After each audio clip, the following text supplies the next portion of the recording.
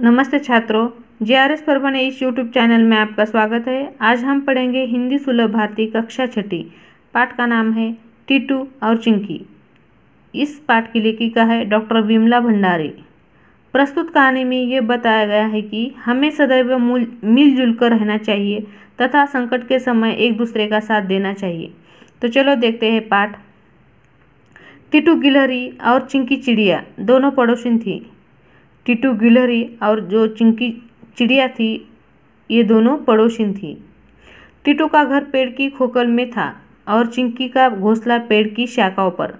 चिंकी जब दाना चुगने जाती तब टीटू सभी बच्चों का ध्यान रखती। एक दिन बच्चे आपस में झगड़ने लगे। टीटू के बच्चे का कहना था कि पेड़ उनका है और चिंकी चिड़िया के बच्चों का कहना था कि पेड़ उनका है। लड़ते लड़ते बच्चे में झगड़ा बढ़ गया। हम पड़ोसी हैं, हमें मिलजुल कर रहना चाहिए। टीटू गिलहरी वो चारों बच्चों को समझाने लगी, किंतु माँ चिंकी चिड़िया के बच्चे फलों का झूठा कर देते हैं। भला हम झूठा फल क्यों खाएं जबकि पेड़ हमारा है। देखो, बच्चों में झगड़ा शुरू हो गया। जो टीटू गिलहरी थी उसके 2 बच्चे थे और चिंकी चिड़िया के 2 बच्चे। चारों बच्चों को टीटू गिलहरी समझा रही थी कि हम पड़ोसी हैं, हमें मिलजुल कर रहना है। तो टीटू गिलहरी के बच्चे कहते कि माँ, चिंकी चिड़िया के बच्चे फलों को झूठा कर देते हैं, तो हम झूठे फल क्यों खाएं जबकि पेड़ किसका है? हमारा है। टीटू के बच्चे मिट्टू ने कहा, तुम कैसे कह सकते हो कि ये पेड़ तुम्हारा है? चिंकी के बच्चे रिंकी ने प्रश्न किया। तो चिंकी चिड़िया को जो बच्चा था जिसका नाम रिंकी था उसने प्रश्न किया कि तुम कैसे कह सकते हो कि ये पेड़ तुम्हारा है? हम पेड़ के तने में रहते हैं, हमारा जन्म इसी खोखल में हुआ था। पेड़ का तना हमारा तो शाखाएं भी हमारी, शाखाएं हमारे तो फल भी हमारे। टीटू के बच्चे ने जवाब दिया। जब चिंकी चिड़िया के बच्चे ने कहा था कि तुम कैसे कह सकते हो कि ये पेड़ तुम्हारा है, तो टीटू गिलहरी का बच्चा क्या कहता है? जवाब देता है कि पेड़ के तने में क्या हुआ? हमारा जन्म हुआ और इसी खोखल में जो तना है इसी खोखल में उसका जन्म हुआ। पेड़ का तना हमारा तो शाखाएं भी हमारी, शाखाएं हमारे तो फल भी हमारे। इसी तरह से वो कहता है। सुन चिंकी के बच्चे फुर्र से उड़ शाखाओं पर जा बैठे और कहने लगे, पेड़ हमारा है, इसकी टहनियों पर हमारा बसेरा है, इस पर हमारा नीड़ बना हुआ है जिसमें हमने आंखें खोली। हम तुम्हें टहनियों तक नहीं आने देंगे और न ही इसका फल खाने देंगे। टीटू गिलहरी ये सुन बड़ी परेशान हुई। बच्चे लड़ाई पर उतारू थे और एक दूसरे को पेड़ से भगाना चाहते थे।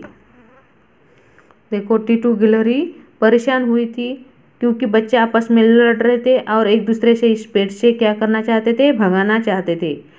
टीटू गिलहरी उन्हें समझाने लगी, बच्चों, बात उस समय की है जब तुम लोगों का जन्म हुआ ही था और चिंकी ने अंडे दिए। अभी एक ही दिन नहीं गुजरा था कि आसमान में अंधेरा छा गया। तेज हवाएं चलने लगी। डर के मारे चिंकी ने शोर मचाने लगी।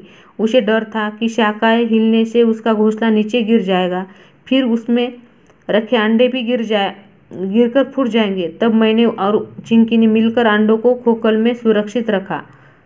अभी कुछ देर ही हुई थी कि पानी बरसने लगा।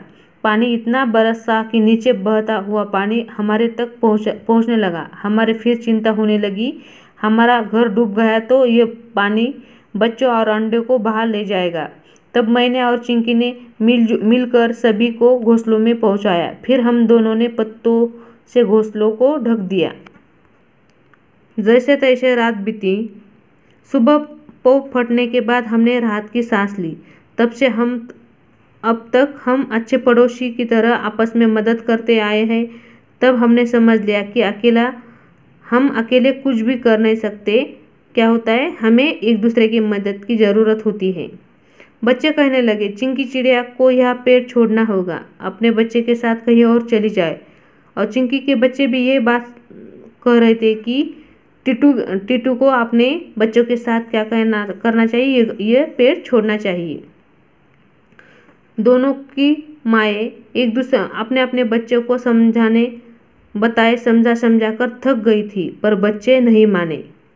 अपनी अपनी जिद पर वो अड़े रहे। अंत में टीटू और चिंकी दोनों ने पेड़ छोड़ने का मन में विचार बना लिया। उधर बिल में छिपा सांप कब से ये तमाशा देख रहा था। आज उचित मौका देकर वो बाहर निकला और पेड़ पर चढ़ने लगा। उसने सोचा पहले गिलहरी के बच्चे को निगलेगा, फिर तभी चिड़िया ने देख लिया। वो जोर से चिल्लाई, सावधान टीटू बहन, सांप ऊपर आ रहा है, अपने बच्चों को बचाना, उन्हें मेरे घोंसले में छिपा दो। कहने के बाद वो पेड़ के तने पर चोंच मारने लगी। जहाँ जहाँ चिंकी की चोंच लगी पेड़ से गाढ़ा चिपचिपा दूध बहने लगा। चिपचिपी गोंद के कारण सांप का पेड़ पर चढ़ना मुश्किल होने लगा। इधर टीटू ने एक एक कर सभी बच्चों को चिंकी के घोंसले में पहुंचा दिया। चिंकी के साथ उसके बच्चे भी मदद कर रहे थे, हालांकि अभी उनकी चोंच नरम थी। थक हार कर सांप वापस बिल में लौट गया। टीटू और चिंकी के बच्चे ने एकता की ताकत को देख लिया था और साथ ही में पड़ोसी धर्म को भी समझ लिया था। अब उन्हें माँ के समझाने की जरूरत नहीं थी। वे जान गए कि 1 और 1 11 होते हैं।